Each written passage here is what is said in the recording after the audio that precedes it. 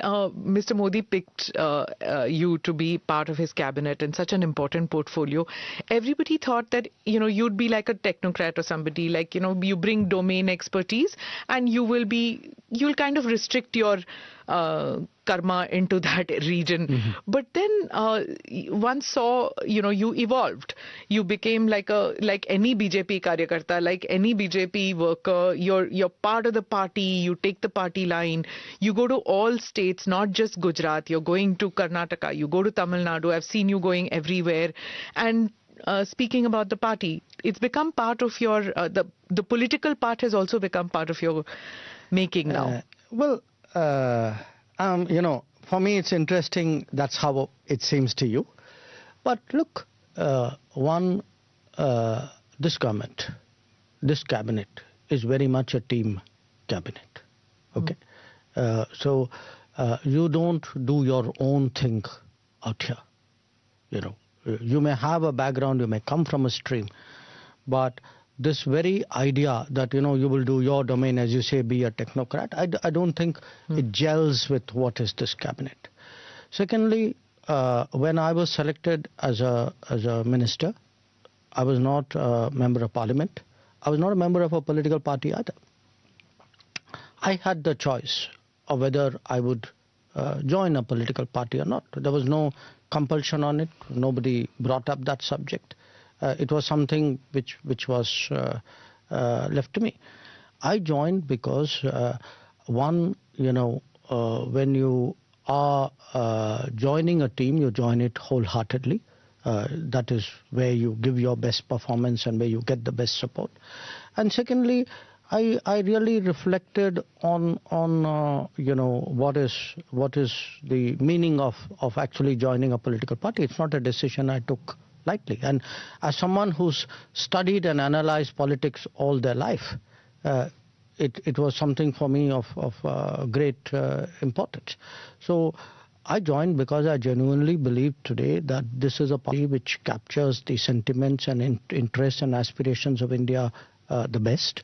And I get into other issues because, again, one of the differences, moving from bureaucracy, from a department or a service into politics, you learn so much more when you're a member of the cabinet. Your exposure.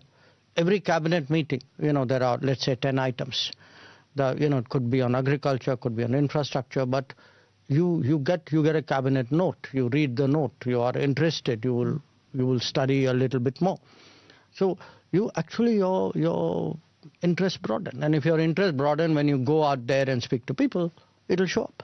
Is there any difference in how Dr. Jaishankar, the diplomat, thought and operated, and how Dr. Jaishankar, the external affairs minister, politician, BJP worker, thinks and operates?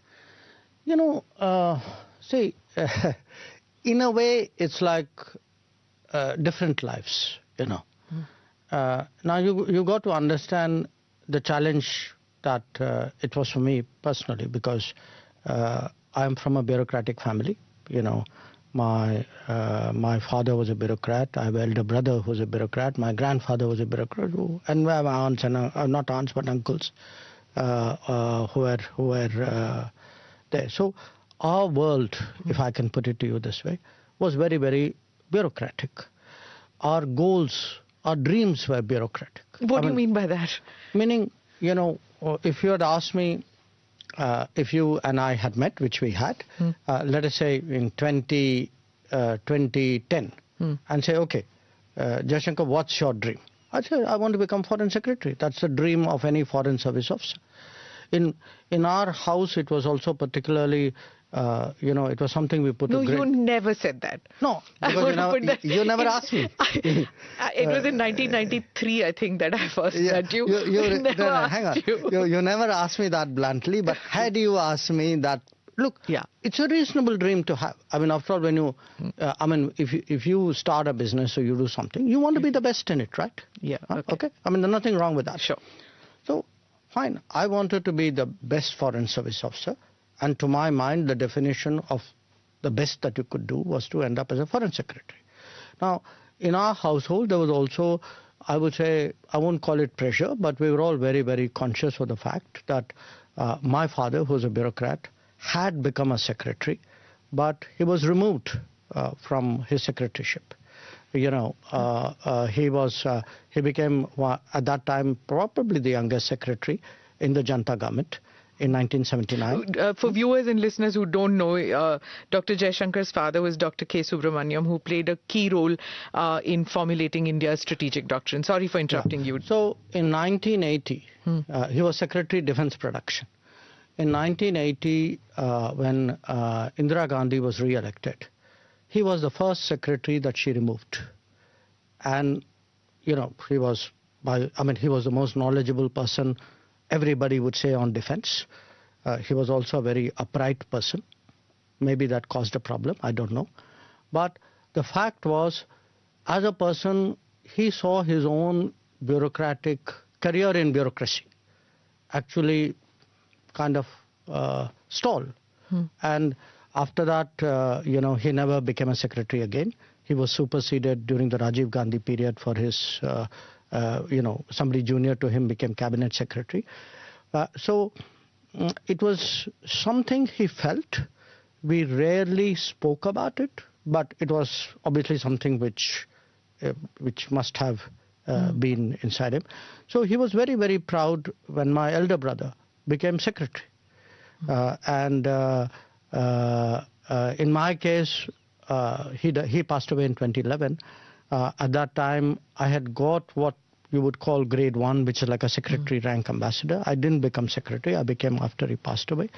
But for us, at that time, the goal, you could say, was, okay, we must become secretary.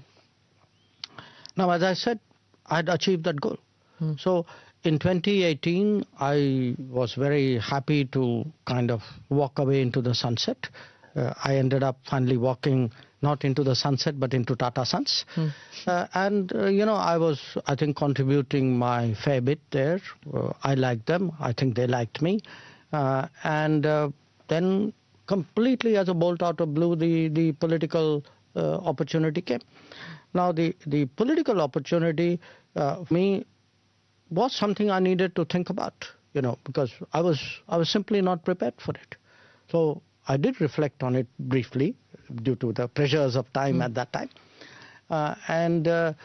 When you say what is the difference between the foreign secretary or the bureaucrat Jaishankar and the minister, thought process, it's a different world. It's a different responsibility. It's a wider vision. And I put it to people like this. I may have sat 40 years in the Parliament gallery. It's not the same as being on the Parliament floor. I used to sometimes, in fact, Sushma Swaraj was my minister, and as foreign secretary, we used to talk a lot. I mean, we had this practice. We used to have long. I mean, I'd go and see her every day, but of course, day would begin by her actually calling every morning. And I always had the comfort as a secretary. And if I don't want this to sound immodest, I was a confident secretary. I believe I was a good secretary. But I had the confidence that I have a minister and a prime minister above me who at the end of the day shoulder that political responsibility. Now, come May 2019, that political responsibility is mine. It's a completely different feeling. As a minister, you have to look at it not departmentally. There may be something, let us say, which is, I'm giving you an example. Say wheat export to some country. As a secretary, I would say, that country's relationship is very important.